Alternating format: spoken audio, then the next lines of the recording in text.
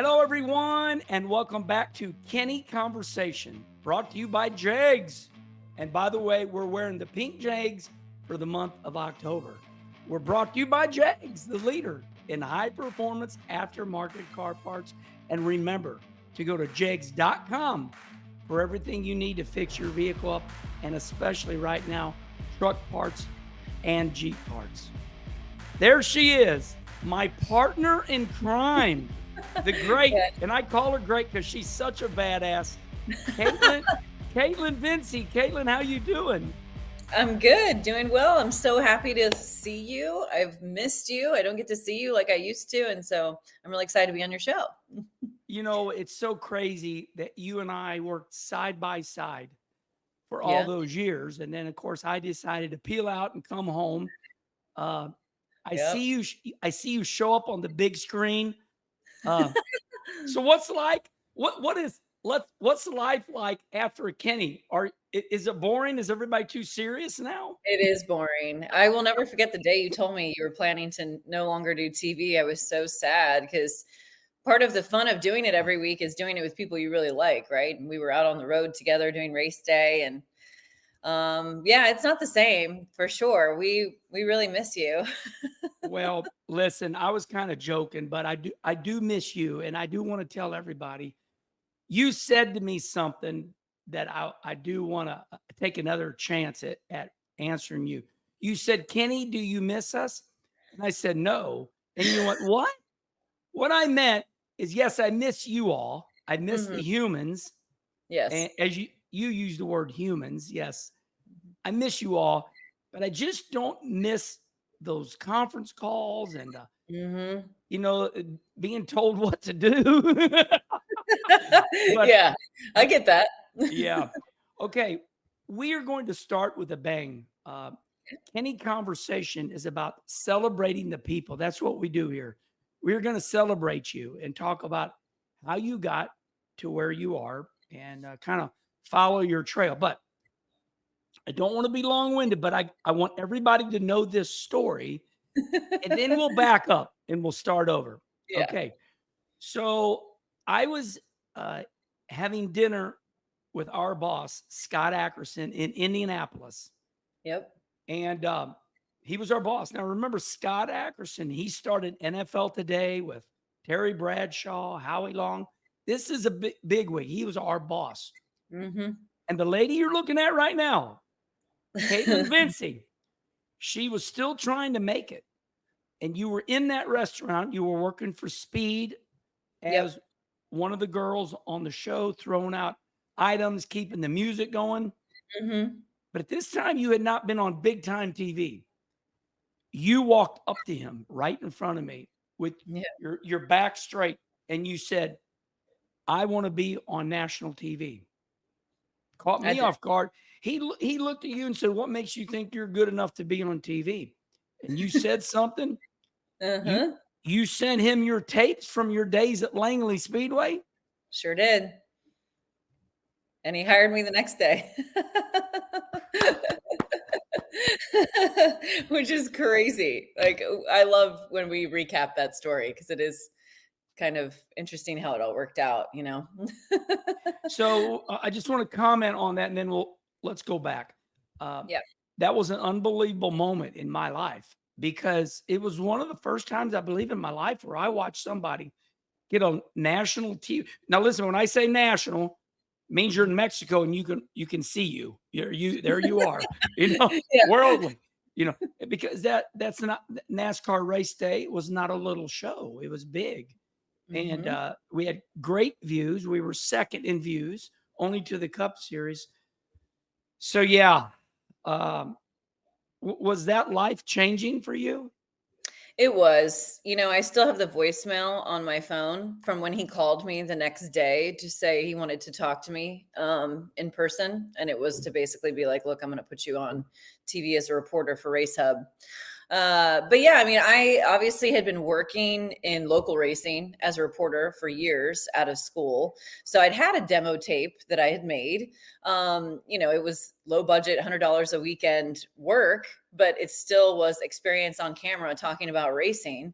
So when he was asking everybody kind of what we wanted to do, and I said, I actually want to be on, TV. And when he said, why do you think you'd be suited for that? I just told him, like, I've been trying to pursue this ever since I was in school, and I've done this, this, and this, and I have a demo tape. And he said, well, email it to me. And so I did. And, it only takes that one person to give you the yes, right? For it to kind of springboard your whole career. And he was that guy for me. He just believed in me from the beginning, which was awesome. And Yeah. life was never the same after that. Yeah. Yeah. And to me, it is just awesome. Okay. So, like the movies, now we're going to go back. Okay. That is kind of the ending, because Kaitlyn, the lady you're looking at now, she's big time. She's on, she's on all the TV shows. And before we go back, let's put it right here.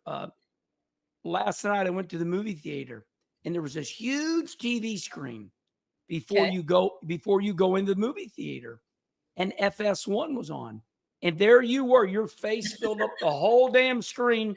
Oh, that's scary. Hart, you look good, so it's easy on the eyes. That's a compliment. Harvick Happy Hour. Yes.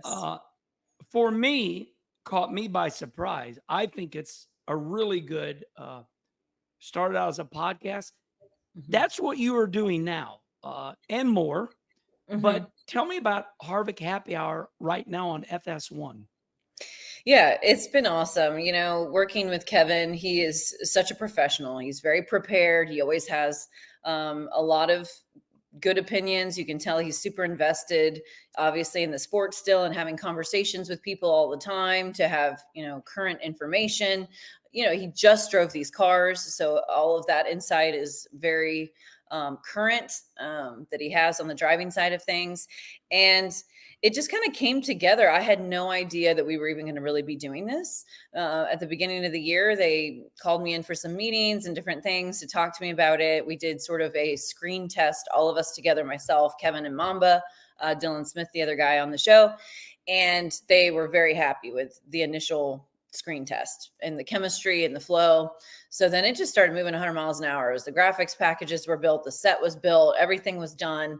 And we started right after Daytona. And it's been really fun for me because I've always wanted to be on a more laid back style racing show that's not, Race Hub and Race Day are very formatted, right? And you have a producer pretty much talking to you throughout the entire thing. This is way more conversational, way more laid back. Wherever we kind of want to take things is where we'll go. As soon as the checkered flag waves, I send a whole big list of storylines to Kevin and to Mamba and to our producer. And that's pretty much what they plug into the rundown. And that's kind of what we go off of. When we meet together on Mondays, I just make sure that there's not anything specific that Kevin is super passionate about that he really wants to hit on, or whatever it is. It's his show. We are there to support him. And, Mamba obviously gives a lot of opinions as well. But it's been awesome. And I just love Kevin. I think he's great. So it was a pleasant surprise to be a part of it, really. Really good to hear you say it was a pleasant surprise, because now correct me if I'm wrong. I thought this was supposed to be kind of like a podcast, because I felt like, now I'm reading between the lines, but from my point, it was like, okay, everybody has podcasts. So Fox is going to do a little podcast. Did it turn into a TV show? Yes. I think after Race Hub and everything went away, there was that airtime available now. And so since it had been doing so well and generating, good numbers, I think they thought, well, why don't we just actually clip it and create it for TV too? So that's essentially what they did. And it runs a couple times a week. It doesn't have a set time slot, so it's kind of all over the place. But I believe that was the reasoning behind putting it on TV once we no longer had the other racing content. We call this Kenny Conversation because there's not a format. And just like you said, we can go anywhere we want. Right. I want to keep talking about this just for a minute, because as you're talking, I'm listening intently. So we all got that phone call, that sad day where all of us, might have been over 300 people. We all go to your studios, my studios, and I have not been with Fox for 3 or 4 years, and we're there the very last day. Yeah. I guess that was a couple months ago, and everybody was out of a job, and there were 4 people that were going to keep their job, and you're a dear friend of mine, and I asked you politely, "What's next for you?" And you told me. So the question that I have as I'm listening to you, was Harvick happy hour a pleasant surprise for you? Oh yeah, definitely. Again, I didn't really know that that was even on the table at the beginning of the season. Right. Yeah. Yeah. When the digital, like basically one of my bosses in Los Angeles was like, "Hey, the digital crew is going to be out in Charlotte from LA. I want you to meet with them." I had no idea what it was about. I go in for the meeting. I still don't know what it's about. They're just asking me different questions about Kevin and all this stuff. And I'm like, what? I was so confused. And then I was like, what is this for? And they were like, oh, well, we're going to start a show, a podcast with him. And, you're in consideration for the host role. And I was like, oh, awesome. It just kind of went from there. But yeah, I mean, it's funny for me because Kevin was my very first interview I ever did for Speed Channel. So when I got hired after the moment you were talking about with Ackerson, I started on Race Hub, and the first assignment I had was to go interview Kevin Harvick at his charity golf event. So I get out there and I meet Josh Jones, his right-hand man, for the first Mother time. function. I love him. He's a good friend of mine. And I was so nervous. Like, I'm telling you, I blacked out in that interview. I don't even know what he said because I was so just like, I don't know. I was young. I was only 24, and it was Kevin Harvick. He's pretty intimidating, to say the least. So anyways, it's just funny. You fast forward 13 years later, and now I'm on a show with him and, consider him a friend and really enjoy him as a colleague. So it's just wild how things work, full circle moments. Yeah. Well, it makes me happy because that sad day, everybody was out of a job at Fox, and there was only 4 people that were going to keep their job, and we knew that. And yeah, so okay, we brought everybody up to speed. You're rocking it. You're on TV. You're on FS1. I see you on the big screen at a lot of the SMI races. You look good at Bristol. I saw you on that. Yeah, I mean, Did you hear the fan drop the F word in our interview? Did you see that one? No, I'm darn it. Tell me about it. I went to interview these 4 fans. It was 2 couples. And, when you do those interviews, it's pretty generic. You're just kind of like, are you having a good time? Like, what, how's your experience been? And she goes, we're having a fucking great time. Drops it. My lady. Like, completely. Yeah. Well, I was like, oh, okay. I was not expecting that. And so I had to do a little damage control. I had to be like, sorry for the language you just heard. And then I, moved on to interview the guy, but I was just like, well, that's a first.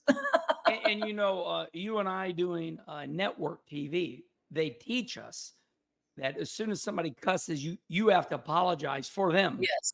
Right away. I guess that's the regulations for. I think so. Yeah. Something like that. So that's what I did, but it was, like I said, that's a first. I've not had that happen before.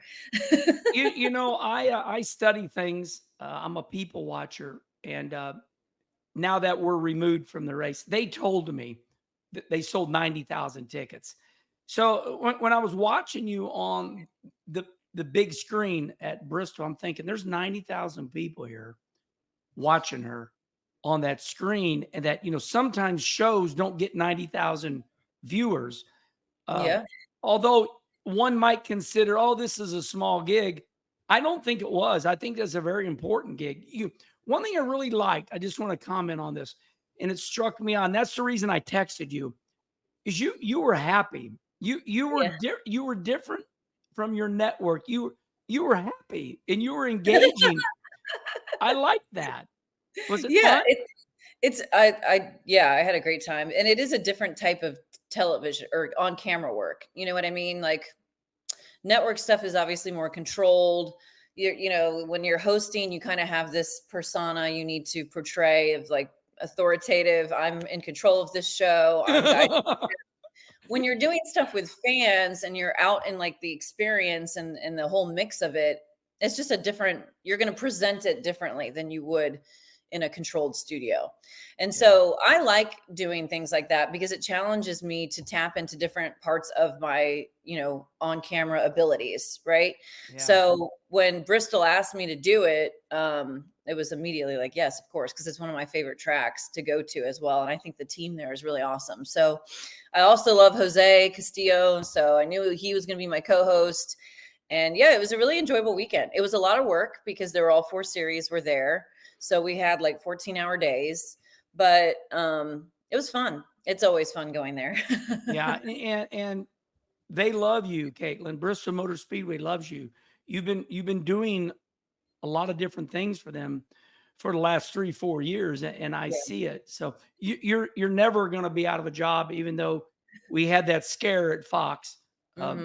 You're going to fit in somewhere because you have so much talent. And I know if they don't re-sign you, that will be their loss, but you're going to be just fine. So, and you're proving that. All right. So here we go. Everybody wants to know everybody's story. How did she make it? Where did she come from? Why, where, and what? And this is what we do on Kenny Conversation. We're going to celebrate you now. And please feel free to correct me. This is my Larry Mack Reynolds moment. I got my notes. Yeah. And okay. You're from Harrisonburg, Virginia. Yes. Before we get into what school you went to, where you graduated, just tell me a little bit about you were born in Harrisonburg, and then I believe you might have moved around a little bit. Just tell me about where you came from. Small town, Virginia. I mean, and I have an older sister. We were a very close family growing up. Just not a lot going on though in that town, to be honest. I mean, you basically like part of a PE class, we got our hunting license. I love it. Yeah. And like during Spirit Week, there was like drive your tractor to school day. Yes. Realism. So that's where I grew up. Just blue collar town, which I'm proud of that, whatever. Yeah. A lot of NASCAR fans around that area. I can't say I was a fan as a kid, and neither was my family. I didn't come from a racing family, but I had, obviously was very familiar with it, and it was super popular with a lot of people in my hometown. But when I went to college, Christopher Newport University outside of Virginia Beach, that was when I first went to a race. And it was like a social experience in college. People would go to Richmond and tailgate and hang out, a bunch of college kids, go to the race, drink beer, whatever. And I was like, oh, this is pretty cool shit. Like, I really like this, and I knew I wanted to do sports journalism from a really young age. Like, my parents joked that I would do the news at like 12 years old in front of our home camcorder. Like, for some reason, I was interested in this field from the beginning. So when I was in school, I totally narrowed in on just racing. I didn't want to do any other sports for journalism. So that's kind of how that went. I do want to say that a lot of my information comes from my wife about life. And years ago, when Kim and I were dating, she said, men especially are 32 years old and they don't know what they want to do. It's a big crisis in the world where men don't know what the hell they want to do. Here you were as a lady in a man's sport, so to speak, and you know what you want to do at such a young age. Yeah. Did you realize did you know that was special, or did you well, I just like it? I've thought about that because, it does seem like a lot of young people don't have a lot of direction nowadays on what path they want to pursue. I have no idea why I was different. I guess for whatever reason, I was always instilled with goals and having goals, and my parents, I think, made a point to direct me to try and find something I was passionate about. But yeah, I looking back, I'm like, that's kind of unusual, I guess, a little bit, but a good unusual. Unusual. You were given a gift. Mhm. Yeah. Yeah, so, once I was decided on this, obviously I was a communications major, but then I started doing everything I could while I was in school to try and position myself to get a job upon graduation, because somehow I was also smart enough to recognize that just having a degree and a piece of paper probably wasn't really going to get me a job. So I started doing internships, and I worked for the athletic communications department at my school, and you basically were a part of all the college sporting events, like doing their program write-ups and helping score the games and just working with the teams on all these different roles. So I started doing that.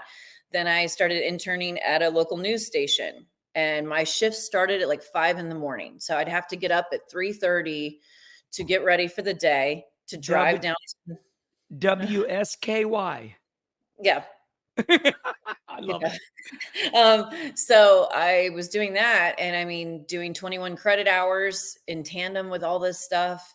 I went and worked for the Cars Tour for a summer as an intern in their PR department. That's where I met a lot of people in our industry now, was when I went and did that, because I moved to Charlotte for the summer, but before my senior year. And that was kind of my first experience actually working around racing and traveling on a circuit, which was so fun. I was like, well, this is definitely for me. So Yeah. those were the things I did in school. Then right after graduation, there was a Craigslist ad for Langley Speedway for a reporter for this show they were doing, a local racing show. And my roommate at the time saw it, and she was like, you should apply for this. So I did, and I got it, and I started working there for a couple years, just covering their, all the series that come out there. That's where I met Chase Elliott. That's where I met Bubba Wallace. That's where I met, a lot of our big stars now of the sport came through there as young guys, which was it's so cool for me to see them succeed the way they have, knowing that like I was probably some of their very first interviews they ever did. Like I have this picture of me with Chase Elliott when he was like 14. He still had braces. That's great. It's so cute. And it was just funny to me because, now he's a champion, and he's, the biggest star in NASCAR. And I love that I was able to kind of be a part of their careers in the very early days at Langley. I think in a strange way, what surprises our parents and ourselves is that we grow up. And, and you just said it. You said it's so strange. I was with Chase Elliott. He had braces on. Now he's a champion. It does shock us all where, oh my gosh, I own a home now. I got to Right. pay my personal property tax. This is stuff I heard my mom and dad say. Oh my God, I'm a grown up. I know. Now I have my own kids. Like that's scary. I'm not sure how that happened. So, well, I know how it happened. Okay, that was funny. Okay, I got that. That's a fun joke. That was great. I have 3 daughters, right? I'm a girl dad. I think both of our faces are red right now. By the way, when my daughters would get pregnant, leave it up to me because I'm a little crazy. And I look at my daughters and I said, "Did you figure out what caused this?" Yeah, no kidding. Dad, stop. Well, and we're going to go back to your husband, Blake. He's in my notes. I want to stay right where we're at because I have a lot to ask and talk about. So, Kaitlyn, what I like to do right now is for all the girls that are watching, Yeah. everybody wants to know how you get to where you get to. Mhm. And I just find your story amazing. Well, let's go to the tomboy in you a little bit, even though you're a girly girl. You kind of remind me of Kelly Hamilton a little bit, who is a dear friend of yours, a great producer. You remind me of Shannon Spake. You remind me of all the ladies. There's tomboy in all of you. Yeah. And okay, so your high school was Fauquier? How do you say that? Did I really hatchet it? Fauquier. It's a Whoa! terrible. It's a horrible name. Fauquier. Yep. Wow. Okay. Yeah. One thing that caught my eye is you're right. You're kind of like you're a badass. You like bourbon, you like a good drink, you like Mhm. to chill, you like to show a persona that I'm in control. So years ago, when you and I were working together, you said, if you ever see me running, something's wrong. So when I looked at your high school, now I'm sorry, race fans, but this is because I know her and I worked with her. Um, you competed in track and field. I would have Yep. never thought this. And you won the 800-meter event of the AAA Cedar Run District. Is it because of all that running you did is why you don't run anymore? I do still run sometimes, actually, Very good. almost every week. But Really? yeah, so when I was in 5th grade, I ran a 7:03 mile, and the teachers were like, "She needs to be in track and field." Like, that's pretty fast for a kid. So I started in 6th grade, and I did it all through college as well. And it's a lot. I mean, track and field is a tough sport because it's year round. You do cross country, indoor track, outdoor track. It's really hard on your body. But I did enjoy it, and I had some success with it. I at one point in time I ran a 5:34 mile, which I'm still proud of that to this day. There's no Yeah. chance I could do it now, but at one point I did run that. We had a really good 4x4 relay team also in high school. We went to nationals, and it was awesome experience. So yeah, that's a little fun fact about me. I actually have won some races, different type of race. So, like I look at things differently. I see a lot of your sisters out there, whether it's Jamie Little, Shannon Spake, Wendy Venturini, Krista Voda. Do, Yeah. do you all know that you all were competitors? I mean, because I've talked to your sisters pretty much. When I say sisters, ladies in the game, Yeah. you all are somewhat very athletic. Do you all compare? Do you all know that? I don't know if we all know that. I mean, I know that, Shannon, obviously her triathlons and things she does. I know all the workout stuff that Wendy does, and Jamie Little with her crazy sandbags. Yeah. So we all have that athletic kind of side in us. And, That's it. that Yeah. maybe that's not surprising that we ended up kind of, we're still involved in sports, and people who are involved in sports, I think always, kind of are interested in them for life. Right. So, Yeah. yeah. Okay. So I feel like when I studied up on you, um, one thing that caught my eye Oh. is you studied computer software to learn how to edit, make your own videos. Now, Yep. hold on. Then I tied it together with you were the manager of the school wrestling team. That's awesome. You really did your research. I am so impressed, Kenny. Yeah. Yeah, well, it surprised Shannon too. But my point is, as I'm studying this, I'm like, okay, she's becoming a leader now. Mhm. Uh, as I'm looking at all this, you managed the school wrestling team, you organized it, and then you learned how to do all your own editing. And I'm thinking, and then my mind went right away when you gave that tape to Scott Ackerson. Yeah, I had made it myself. Yeah. So So tell me about the ability at a young age to know how to edit all your own stuff up. So while I was working at Langley, like everything, we weren't sure if a second season of the show was going to happen because of sponsorship and yada yada. So I was getting a little nervous because I was like, well, if I don't have that, like, how do I still have experience talking about racing on camera? So basically, at that point, I decided to start filming myself in my own house in a green screen setup that I created. I had a borrowed camera from our Langley crew that they no longer were using. One of the camera ops guys came over and helped me set it up and kind of get the shot right. And I started filming myself talking about racing, like recapping what happened in the cup race over the weekend.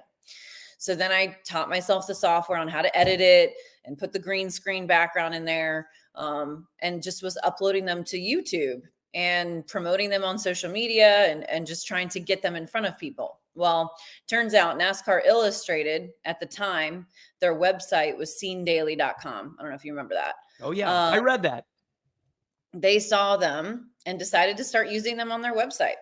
And like Bob Pockris worked for them at the time. So now you have Kaitlyn Vincie, this like 22-year-old kid's work next to Bob Pockris, which is kind of crazy. But that they just saw value in it, and nobody else was doing it at the time, and for me, it was like social media and all of that was starting to gain a lot of momentum and traction. And I was smart enough somehow to figure out to tap into that and to try and use that as a resource to, create my own opportunities talking about racing on camera. Granted, I wasn't getting paid anything, but I didn't care because I was working at a tanning salon and I was working as a waitress to pay my bills. So I had money coming in. So I had the ability to try and chase this other goal in the hopes that it would work out, which thankfully it did.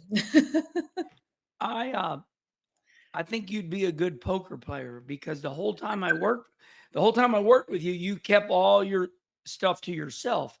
Here you are, listen, you're way, how should I say this? Who's the rock and roll singer? She passed away, Janet. Janice Joplin? Yeah, you're way better looking than her. But she portrayed herself as a badass. And I feel like you always have been laid back, badass. But when I studied you, I mean, hell, the whole time I worked with you, I never knew this about you. Yeah. And you did a lot and kept it to yourself. And I want everybody to know that I know that now. Yeah. I even wrote a note here. I said that you are a very hard worker. I feel like you made it on your own. And I wrote that right there. Oh, right there. That's awesome. Well, you did. You worked hard. Okay, so I want to get to this now.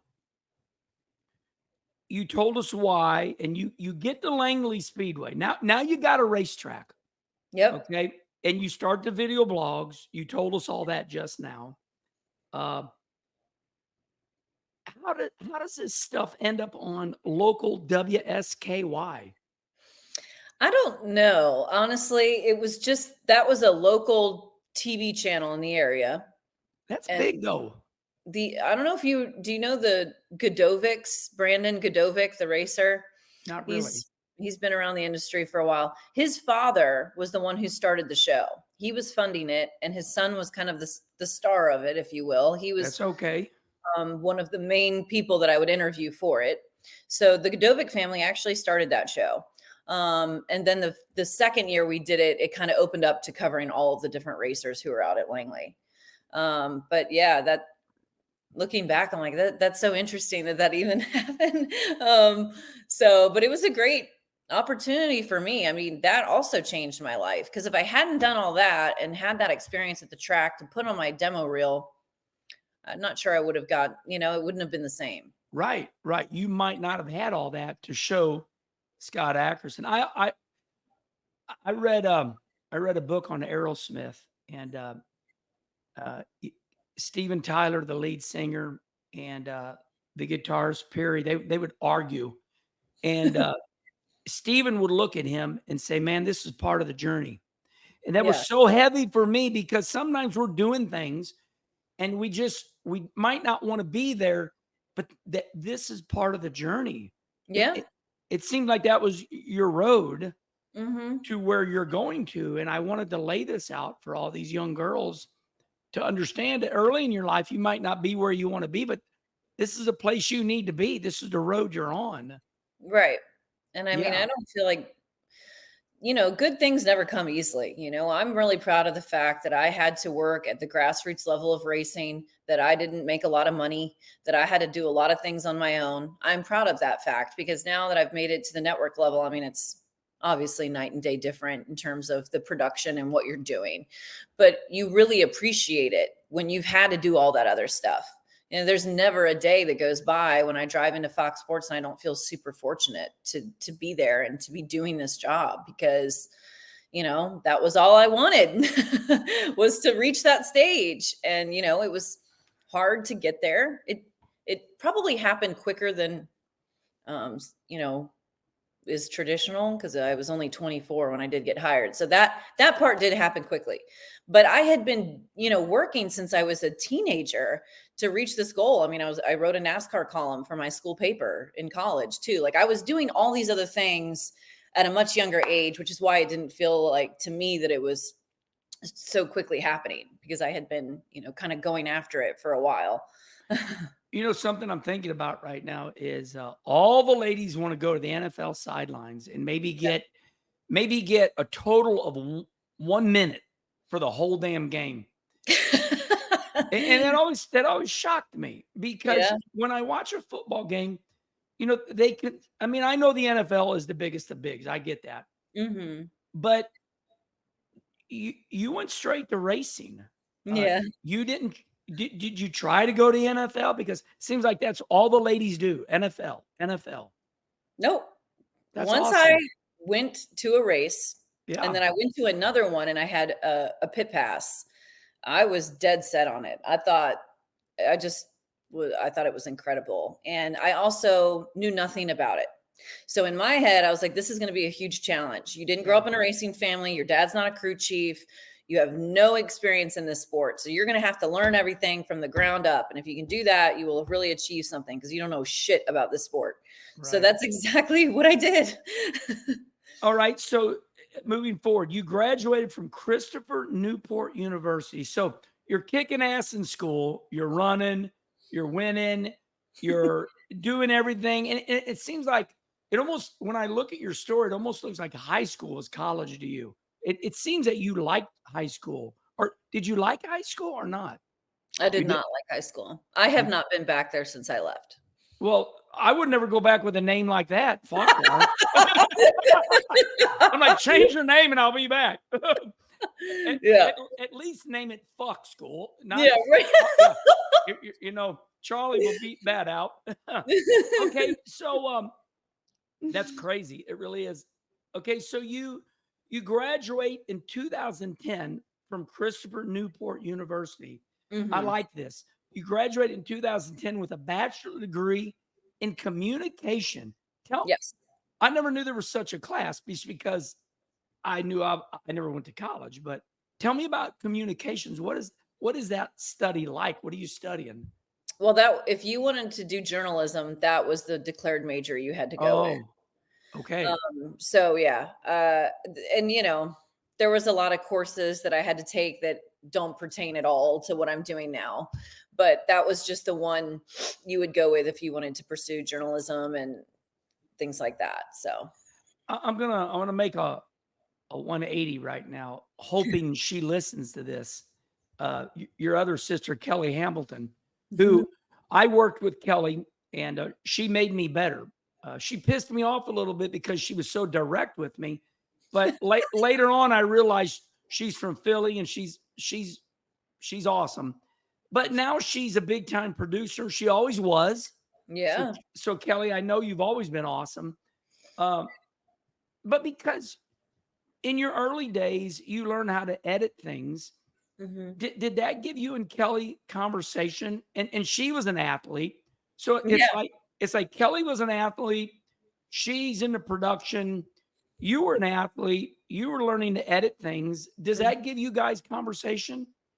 Yeah, definitely. And it's funny you bring her up because I remember when I found out she was going to be my field producer, I was very nervous because of what you just said too. Like She's direct. she's intense and I was like, I don't want to let her down. You know what I Yeah, mean? right. And I knew I was still kind of evergreen in the at track reporting stuff, but I knew she was going to make me better. And she Yeah. did because she does not dance around the truth. She shoots you straight. When you screw something up, she'll be like, hey, you need to do it this way. And like, when you do this, make sure you don't do X, and she was like a mini coach for me. We were out there every weekend together for 30 plus weekends for 7 years, I think. So we worked together a ton. And I will say I have to attribute a lot of my success and why I'm as good as I am to her because she really had a vested interest in making me better.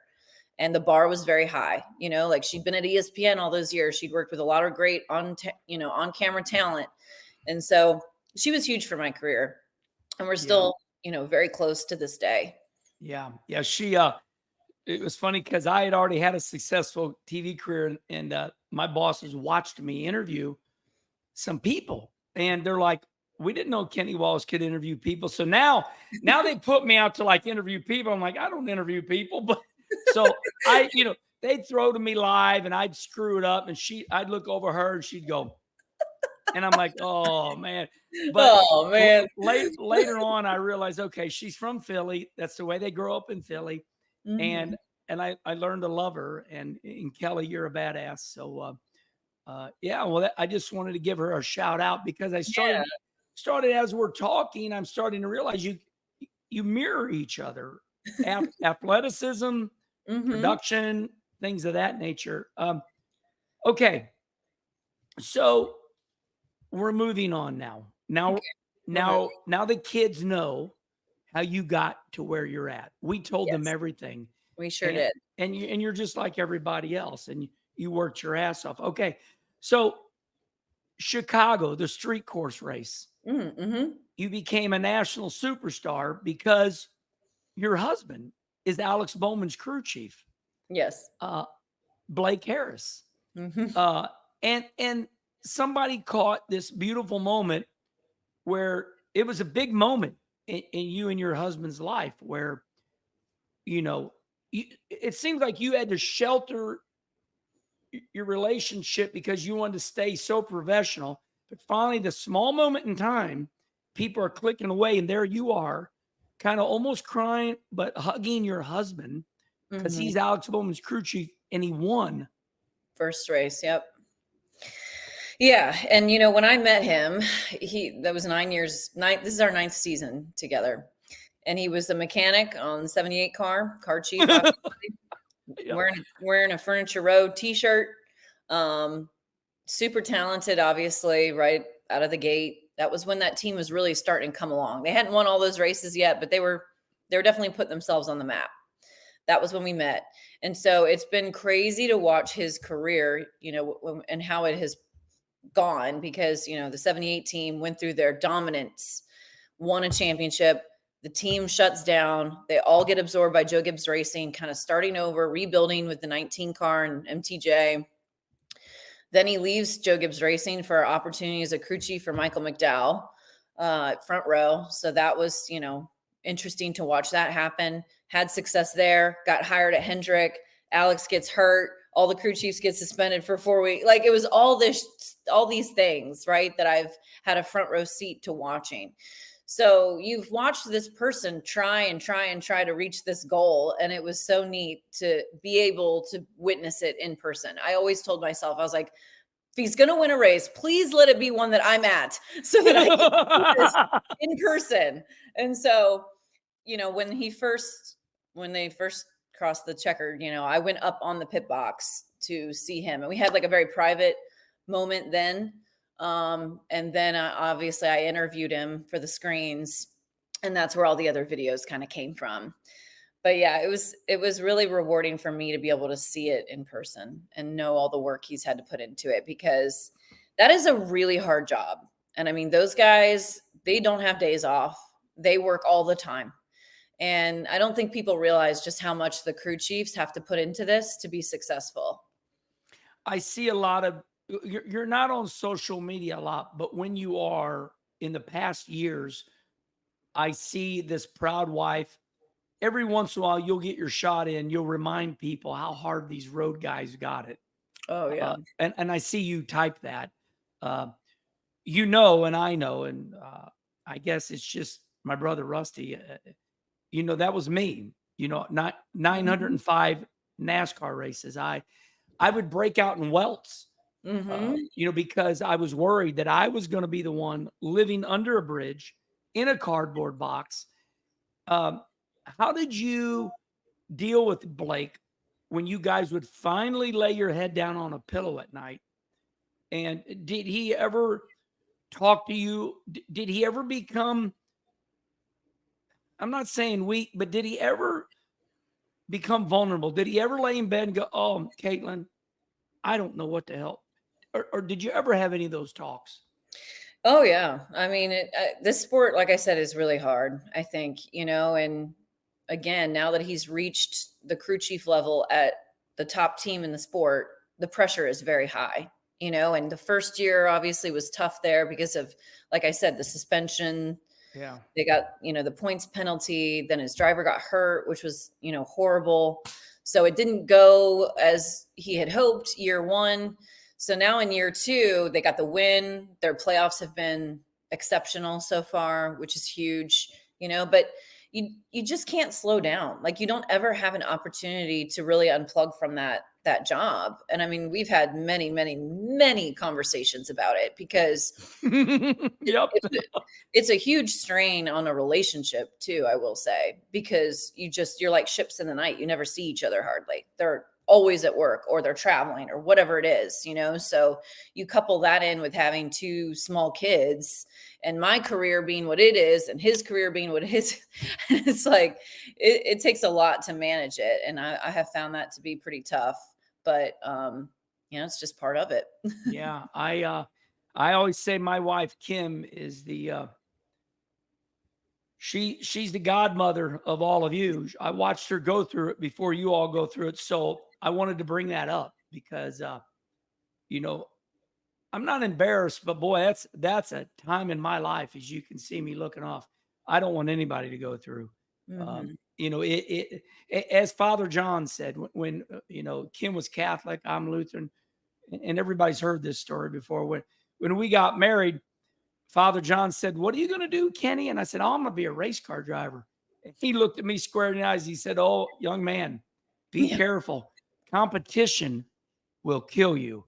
Yeah. And it will, because men are gladiators. We want to fetch the meat, bring it home, and cook it. And that's kind of the way men are. Men are gladiators, and Yeah. when they don't get what they want, it gets wild. So yeah, it does. So what I think that's an awesome look. You're very chameleon. You do it all. From the start of your career, you competed, you edited film, you're on TV, you're doing podcasts, you're out at the racetrack, you're a crew chief's wife, you got 2 mothers. I mean, I just simply called you a badass. You've done it all. Thank Your you. your feet gotta hurt. I can tell you that, man. That's that's a They do. lot. That's a lot. Yeah, that's a lot of day. I guess that's why Kim's always like, rub my feet. I'm like, damn, Right. Exactly. I want to go to bed. All right, let's have some fun here. Okay. Okay, as I always say to everybody, we're getting ready to wrap it up. Here we are, almost an hour, and it's just that easy. Yeah. So let's skip away. Let's leave racing for a minute. Okay. Man, you shocked the hell out of me. And it just once again, here we are talking about you being a chameleon. In 2023, you surprised the racing world, and I mean it. And I don't say that lightly. You publish a very successful novel called Save the Queen City. Mhm. What in the hell? When did you do this? And I mean, you wrote a book, a Uh-huh. novel. Yep. Tell me everything. So when I was in college, I took fiction writing, and I loved What? that course. Wow. And it was one of my favorite courses that I did while I was in school. But I'd been a reader my whole life. Like, always had my face in a book as a young kid, and still Yeah. to this day. I love reading. I have a very massive collection of books in this house. And so I'd always kind of wanted to write a story, but you got to have a good idea first before you can write a story. And so it just kind of came to me one day, the basic genesis of the story. And I just started writing. It took me 5 years to do this, because obviously my other job is pretty demanding. So it was nice though, because I could kind of go at my own pace. Like, it wasn't like I had some strict deadline I wanted to meet or anything like that. But it also went through 2 major editorial revisions. So every time you would get stuff back from your editor, it would take time going through with a fine-tooth comb, making all the edits, strengthening the plot, strengthening the characters, this, that, and the other. And when you write a suspense novel too, like, there's an art to that, I think, to keep people engaged, keep people turning the page, next chapter, so you always have to have all these little twists and turns that are going to keep people interested in the story. So yeah, it took a while.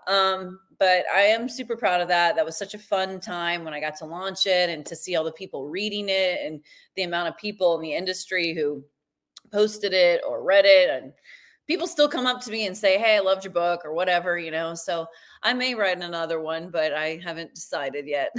So if you were to do a synopsis or a forward of your own book, we don't want to give away the plot. What's it about? It's about a journalist. So that part was easy because I was writing from my own experiences. It's about a journalist in Charlotte who gets assigned to covering a series of missing women that they believe is the work of a serial killer. So it gets very entrenched. Good stuff. Wow. Okay. Well, 'Cause Kaitlyn, I listen. have a weird fascination with serial killers, and I don't know why. Like, I have watched every single documentary on Netflix on them. Anytime a new serial killer story comes out, I'm like, oh, I got to watch it. I just think they're very fascinating, disgusting people, but they're interesting stories. Well, there's a part that is fascinating because God makes this is my take on I'm defending you. So God creates all these people, and then how does some of them get so screwed up? I know. Why would you want to kill people? Why Right. do you find joy in killing people? And I don't find, like, my daughter Brandy, she's different, like, but a fun-loving kid and funny. And but Brandy is a busybody. She wants to know everybody's business. Mm-hmm. But yes, I think that's why those are so fascinating. What in the world would make a person, what Yes. what where is it in the brain that short circuits? And Yep. I That's think exactly that's what I mean. That's why I found it interesting because, yeah, how did they end up like that? What happened to them that made them yeah. go down this path? So that's partially why, I wanted to write something about a serial killer because I have spent a lot of time reading about them or watching shows about them. So Yeah. Wow. That's really incredible. Save the Queen City, everybody. Where can we buy it at? it's on Amazon. You can find it on Amazon. Of course, big time, just easy. Well, listen, let's end like this. What advice would you give somebody, that's 12 years old in high school? Mm-hmm. Uh, what advice would you give a young lady, young girl that is just trying to accomplish a goal? It doesn't got to be racing. It doesn't got to be NFL. Mm-hmm. Tell me what you would say to them. Oh gosh, that's kind of a tough question. That's fine. I get it. I think, just if they do have a goal in mind, do not stop at any cost until you reach it. Don't let the no's discourage you because I got a lot of no's along the way before the right yes actually happened. And I think if you just keep your eye on the goal and do anything in your power to try and achieve it, be a self-starter, say yes to most gigs in the beginning, even if they don't pay well. Like it's important to do all those things, I think, because that's what I did and it worked out. So I'm like, there must be some method to the madness on that a little bit. Yeah. But yeah, that's what I would probably say. Well, all right, everybody. This is the time in Kenny Conversation where I remind you that we are showing up in podcast form now. Charlie says we're doing good. We're starting to show up. We are on Spotify and iTunes. Awesome. And Kaitlyn, until the next Kenny Conversation, listen, thank you so much for being on. Thanks so much for having me. I was super excited when you asked because I had been hoping you were going to ask me to come on for a couple weeks. And I just love you. And you were one of my favorite people I've ever worked with. And I just appreciate your friendship over the years. Well, I was kind of going through the chain of command. It was Jamie Little, and then Shannon, then you, and you've earned your wings, but you're kind of the youngest of them all. Yeah. And so, yeah, you're the young lady on the block, I think. And so we celebrated your career today, and congratulations. You still got a lot of road to go. I sure hope so. Thank you. You do. All right, everybody. Until the next Kenny Conversation, we just keep on rolling. We'll see you next time.